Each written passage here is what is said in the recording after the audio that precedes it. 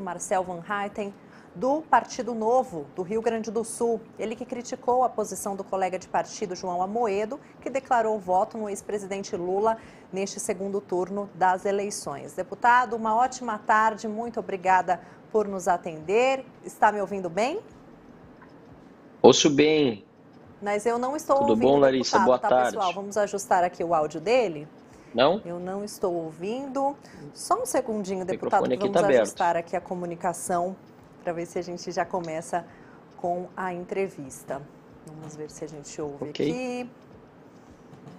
O microfone aqui está aberto. Sim, pessoal. Deputado, está me ouvindo bem? Sim. Eu ouço super bem. Você me ouve? Só vou pedir, então, para o pessoal do Switcher aumentar um pouquinho o volume dele para mim, por gentileza, e nós já vamos começar com essa entrevista. Tá bom. Tá bem. Bora lá, então. Deputado, por que a posição de João Amoedo foi tão mal recebida pelo partido, que, aliás, havia liberado os filiados depois desse primeiro turno? Oi, Larissa, boa tarde. Eu agradeço muito a oportunidade de estar falando contigo, com o Metrópolis, e esclarecer que essa opinião do João Amoedo é uma opinião pessoal dele, como filiado do Novo, foi um dos fundadores, mas que não representa a instituição, nem, como a gente percebeu, os mandatários, os filiados, de uma forma bastante generalizada. Por quê? Porque o partido sempre combateu o PT, sempre combateu as práticas do Partido dos Trabalhadores, de Lula, que deveria, aliás, estar cumprindo pena na cadeia, e a prisão após condenação em segunda instância foi de uma forma completamente... Tá dando algum retorno de eco, por isso que eu estou com um pouco de dificuldade de falar, vou me concentrar aqui. De uma forma, pelo STF, de uma forma completamente irregular e por uma margem muito pequena, e a própria instituição, o Partido Novo, logo depois do primeiro turno, fez uma nota dizendo que a posição, sim, dos filiados era de acordo com sua consciência, mas contra o PT e contra o projeto de poder de Lula. Em nenhum momento se deu margem à interpretação para que um eventual apoio a Lula no segundo turno fosse algo de acordo com os princípios e valores do Partido Novo. E por isso que essa manifestação de João Amoedo caiu tão mal para todos, e muitos, inclusive eu, têm pedido para que ele tenha a dignidade de se desfiliar no partido, se já não concorda com os rumos do Partido Novo, e se isso não acontecer, que o Conselho de Ética tome as devidas providências para que ele seja desligado do quadro de filiados do partido. Foi essa a grande repercussão que aconteceu nesse fim de semana.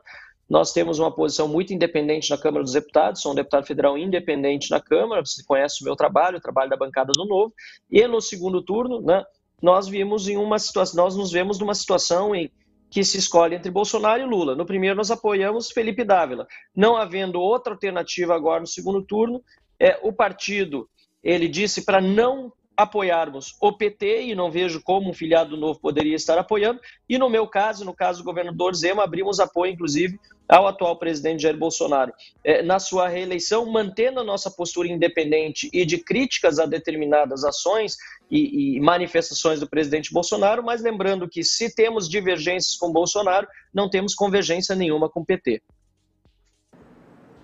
Perfeito, deputado. Agora, sobre este apoio, que o senhor declarou à reeleição do presidente Bolsonaro, agora no segundo turno, o senhor disse também que tem divergências com o governo federal. O que especificamente o senhor tem a criticar? Várias vezes nós nos manifestamos na Câmara dos Deputados em razão de atos do governo que não estavam de acordo com aquilo que o próprio governo tinha prometido e se comprometido a fazer durante o mandato. O próprio presidente Bolsonaro disse que não governaria, por exemplo, com o Centrão.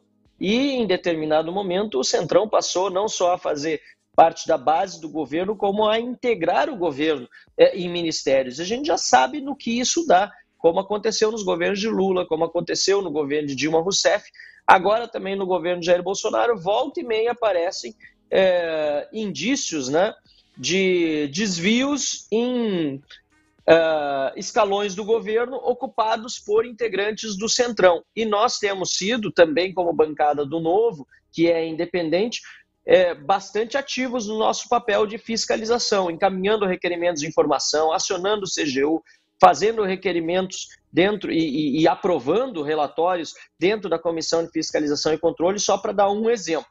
Né? Então, nós temos uma postura bastante crítica em relação à participação no Centrão, apoiamos em determinados momentos também propostas que deveriam ser melhor encampadas pela base do governo, reforma da Previdência, reforma administrativa, foram reformas que contaram com o apoio do Partido Novo, muito maior do que o apoio que a gente viu na própria bancada dos governistas, a reforma da Previdência já aprovada e a administrativa ainda não aprovada no plenário, mas foi graças à atuação do Novo na Comissão Especial da Reforma da Administrativa que nós tivemos a aprovação dela com 7 votos de parlamentares do Novo participando da comissão, sendo que inicialmente tínhamos apenas um deputado titular. Por quê? Porque vários deputados da base do governo, literalmente, como se diz no português, né, amarelaram, no bom português popular, amarelaram, não quiseram votar, e nós do Novo tivemos essa participação ativa em virtude de nossa posição de independência e de defesa dos valores que são nossos e que deveriam ser os mesmos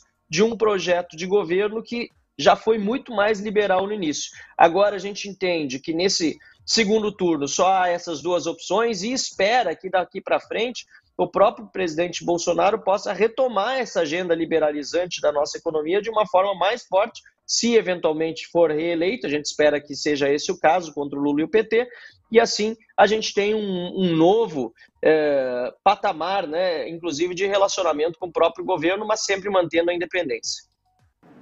Certo, deputado.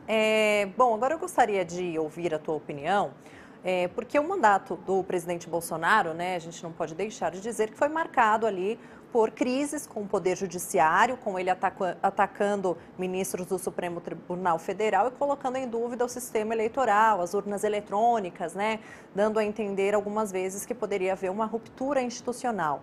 Tudo isso não configura um risco à democracia, como assim argumentou o João Amoedo? Qual que é a sua análise sobre isso? Olha, Larissa, se que o presidente ele extrapola nas falas, isso já é bastante conhecido e muitos apoiadores de primeira hora dele reconhecem também que tem sido, a língua do presidente tem sido o maior inimigo dele, foi ao longo de todo esse mandato. Agora, uma coisa são falas exageradas, outras são atos que não estão de acordo com o que diz a Constituição e o Estado de Direito. E, lamentavelmente, quando se tratam de atos, nós vemos que é do outro lado da Praça dos Três Poderes que vem atos que atentam contra as instituições e contra a democracia. Quando o deputado é preso, independentemente do que ele falou, o deputado Daniel Silveira, coisas abomináveis, mas quando um deputado é preso sem que haja respaldo constitucional ou legal por uma decisão da Suprema Corte, nós vemos um ato contra a democracia, contra o Estado de Direito e contra a Constituição. Quando a gente vê, no caso agora mais recente, de empresários que foram censurados nas redes, tiveram as contas bancárias e o sigilo, né, quebrado, e as contas bloqueadas também por uma decisão inconstitucional e ilegal da Suprema Corte, nós vemos outro ato contra a democracia e contra a Constituição. Isso me deixa muito mais preocupado do que palavras. E eu me preocupo ainda mais em saber que Luiz Inácio Lula da Silva, que foi quem indicou a maioria dos ministros que hoje estão no Supremo Tribunal Federal, pode vir a ser novamente presidente, o que vai lhe dar ainda mais poderes de indicar mais ministros para fazer as mesmas coisas que já estão fazendo hoje. Então isso me preocupa severamente, até porque o respeito de Lula pela democracia por meio de atos, muitas vezes foi demonstrado, não é muito grande, pelo contrário. Ele mandou boxeadores cubanos de volta para Cuba que queriam simplesmente estar no Brasil, num país mais livre do que aquele de onde eles haviam vindo para participar dos Jogos Pan-Americanos. O PT, por meio das mãos do ministro Tarso Genro, mandou de volta esses boxeadores para Cuba. Tem gente que não se lembra disso, né? Isso foi no ano de 2007, sob o argumento de que eles queriam voltar para o país. Mentira, porque um ano depois eles conseguiram finalmente asilo político nos Estados Unidos e viver lá. Então isso eu acho muito mais grave e atentatório à democracia e ao Estado de Direito, e isso eu digo, atos, né, e fatos do que palavras e ações, palavras e manifestações, por mais deploráveis que